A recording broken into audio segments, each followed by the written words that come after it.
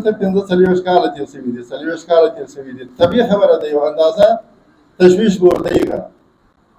خو که دې ته نظر وکړو چې د هغه ځای څخه چې موږ راتلو او دا راتلل مو د اسلام په خاطر باندې وه، هلته مشکل و که هم هغه روسي نظام یا هغه د خلقیانو د پرچمیانو نظام هلته حاکم وای، دلته دا مسله راغلې وای که نه، نو بیا دا ډېر د افسوس خبره. نو اوس خو دا زمینه ټولو افغانانو ته دا زمینه برابره ده چې په خپل ملک کې سرمایه ګزاري کولی شي، په خپل ملک کې یو پیشه مخ ته وړلی شي او په خپل ملک کې ښه په امن او په امان باندې وخت تېرولی شي. چې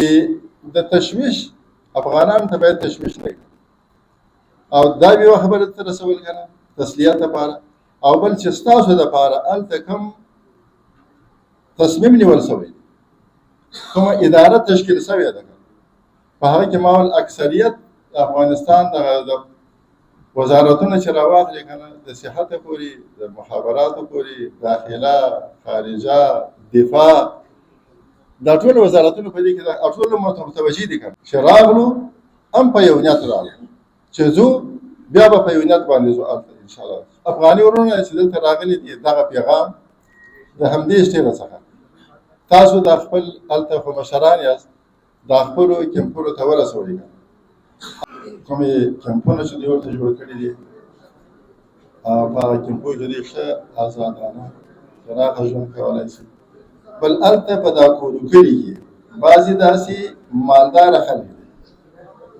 خلک دي، هغو پیشاپیش دا اعلان مخکې کړی دی که نه چې دا مهاجرین راسي، موږ د ځای په جوړولو کې مرسته ورسره کوو، او که فلحال ځای لرو په هغه کې د دوی سکونت تر هغو چې د دوی خپل یو کاروبار ولري، څومره چې هغه ضرورت دی فلحال لپاره د جنکو تعلیم به هم کېږي. تر هر چا اسلام او مسلمانان تعلیم ته اول مرتبه ورکوي که نه.